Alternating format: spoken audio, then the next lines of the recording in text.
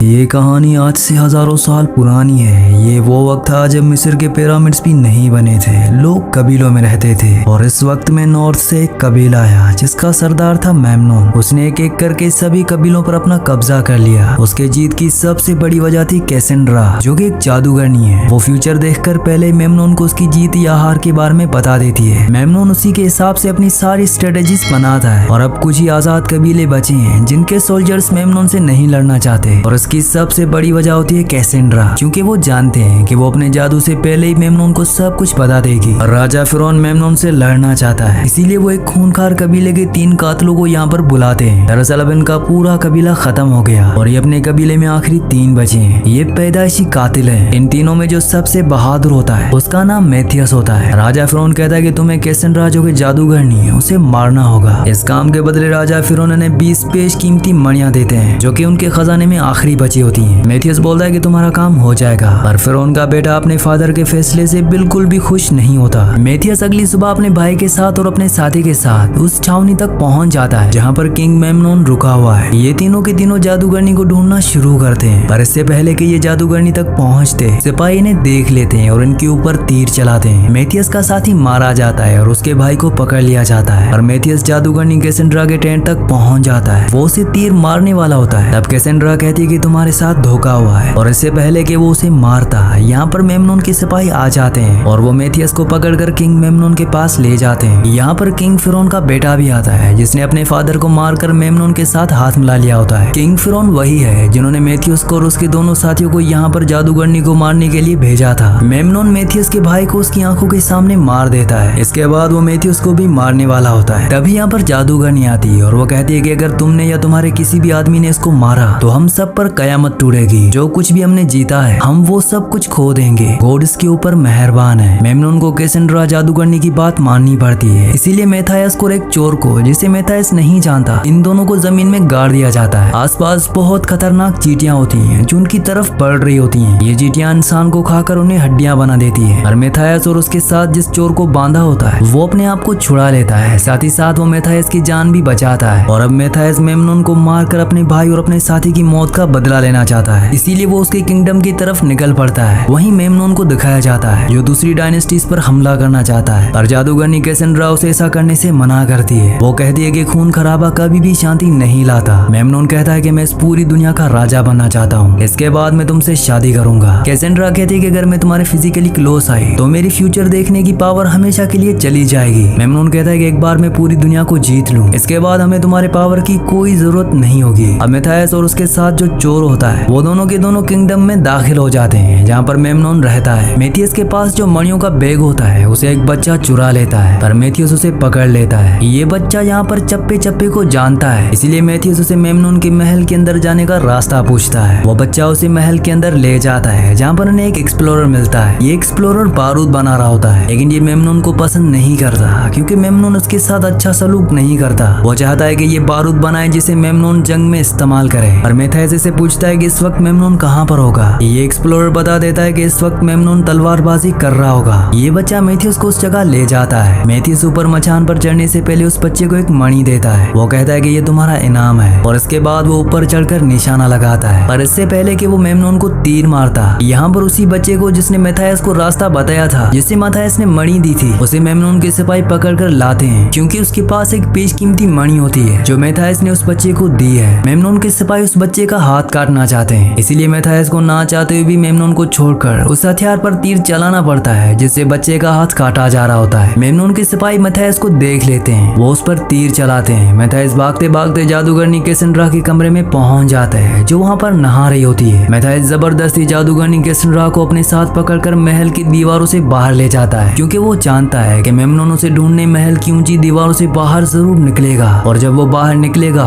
तो वो उसे मार देगा और उसके बाद वो जादूगरनी कैसेंड्रा को भी मार देगा। वीडियो में आगे बढ़ने से पहले आप सबसे रिक्वेस्ट है कि मेरे चैनल को सब्सक्राइब और वीडियो को लाइक लाजमी से कर दिया करें। अब ये वैली ऑफ डेड की तरफ निकल पड़ते हैं। रात को जब ये एक जगह सो रहे होते हैं तो जादूगरनी कैसेंड्रा भागने की कोशिश करती है और मेथायस उसे देख लेता है। वो उसे पकड़ लेता है। वो कहता है कि तुम मेमनोन के पास वापस जाना चाहती हो। जादूगरनी कैसेंड्रा बताती है कि मेमनोन ने उसे बचपन से बंदी बनाकर रखा था। मेथायस पूछता है कि तुमने मेरी जान क्यों बचाई थी। जादूगरनी कैसेंड्रा कहती है क्योंकि मैंने देख लिया था कि तुम मुझे महल से बाहर ले जाओगे। मैथायस अब उसे आजाद कर देता है और कहता है कि अगर तुम जाना चाहो तो जा सकती हो, पर बाहर की दुनिया मुझसे ज्यादा खतरनाक है। जादूगरनी कैसेंड्रा अब यहीं पर रुक जाती है। अगली सुबह ये अपने सफर पर आगे बढ़ते हैं और तभी मैथायस देखता है कि मेमनोन खुद नहीं आया, बल्कि उसने अपने आदमियों को भेजा है जो उनसे बहुत दूर नहीं होते। मैथायस अकेले उनकी तरफ बढ़ चलता है। दरअसल मैथायस को ये पता होता है कि रेगिस्तान का तूफान आने वाला है, इसीलिए वो अपनी आंखों को रेत से बचाने के लिए कुछ पहन लेता है। और जब वो उन सिपाहियों के पास पहुंचता है तो एक बहुत बड़ा तूफान आता है जिसमें मेमनोन के सिपाहियों को कुछ भी नहीं दिखता और उसका फायदा उठाकर मैथायस यहाँ पर सबको मार देता है। लेकिन यहाँ पर मेमनोन का जो सबसे खास सिपाही होता है उसे मेमनोन ने एक खास तीर दिया था जिस पर बिच्छू का जहर लगा होता है। वो मरने से पहले उस बिच्छू वाले तीर को मैथायस के पैर पर मार देता है, जिससे उसकी पूरी बॉडी में जहर फैल जाता है। लेकिन कैसेंड्रा अपने जादू से उसकी बॉडी के जहर को बाहर निकाल देती है और उस तरह से मैथायस की जान बच जाती है। अगली सुबह मैथायस यहाँ पर एक पंछी के जरिए मेमनोन तक मैसेज पहुंचाता है कि उसके सभी आदमी मारे गए, पर मेमनोन अपने आदमियों को झूठ बोल देता है कि मैथायस मर गया। यहाँ पर उसके हाई रैंक के लोग बार बार जादूगरनी कैसेंड्रा के बारे में पूछ रहे होते हैं। मेमनोन उन्हें ये भी झूठ बोल देता है कि कैसेंड्रा की तबीयत ठीक नहीं है, वो महल में है, क्योंकि वो जानता है कि अगर सबको पता चल गया कि कैसेंड्रा महल में नहीं है तो उनके हौसले जो हमेशा बुलंद रहते हैं वो पूरी तरह से टूट जाएंगे। वहीं दूसरी तरफ मैथायस जादूगरनी कैसेंड्रा और उनके साथ जो चोर होता है ये पानी की तलाश में रेगिस्तान में भटक रहे होते हैं। तभी एक धमाका होता है और जब ये उस जगह जाते हैं तो देखते हैं कि वहाँ पर मेमनोन का वही एक्सप्लोरर जो बारूद बना रहा था अब उसने बारूद बना लिया है। दरअसल ये भी मेमनोन के महल से भागकर यहाँ आ गया है। ये कैसेंड्रा को देखकर बहुत खुश होता है और अब ये चारों के चारों पानी की तलाश में आगे बढ़ते हैं। इन्हें एक जगह पानी मिल जाता है और तभी वहाँ पर बहुत सारे सिपाही आ जाते हैं। वो इन सबको पकड़कर एक जगह ले जाते हैं जहाँ पर एक बहुत बड़ा कबीला मेमनोन के आदमियों से छुपकर रह रहा होता है और उनका जो राजा होता है वो मैथायस को पहले से जानता है, पर ये दोनों एक दूसरे को पसंद नहीं करते। राजा अपने आदमियों से कहता है कि जादूगरनी को मेरे पास लाओ। मैथायस कहता है कि अगर किसी ने भी उसको हाथ लगाया तो उससे मुझसे लड़ना होगा और अब राजा के बीच में और मैथायस के बीच में लड़ाई शुरू हो जाती है। हालांकि राजा बहुत ही ताकतवर होता है और मैथायस उसे हरा देता है और कहता है कि हम दोनों का दुश्मन एक ही है, वो है मेमनोन, हमें मिलकर उसे लड़ना चाहिए। राजा पूछता है कि उसकी बड़ी फौज का सामना कौन करेगा। मैथायस कहता है कि मैं। अब राजा ने अपने कबीले में रहने की इजाजत दे देता है और रात को जब जादूगरनी कैसेंड्रा के पास एक बच्चा आता है तभी उसे विजन आता है कि यहाँ पर मेमनोन के लोगों ने हमला कर दिया है, पूरे कबीले को तबाह कर दिया, कई मासूम लोगों को मार दिया। इसीलिए वो मैथायस के पास जाती है और जो भी विजन उसने देखे होते हैं वो उसे बताती है। मैथायस कहता है कि मेमनोन की मौत मेरे हाथ से होगी और तभी उसे एक बार फिर से विजन्स आते हैं जिसमें वो देखती है कि मैथायस को एक तीर लग चुका है, वो अपनी जिंदगी की आखिरी सांसें ले रहा है। जादूगरनी वापस होश में आने के बाद मैथायस को बताती है कि तुम मारे जाओगे,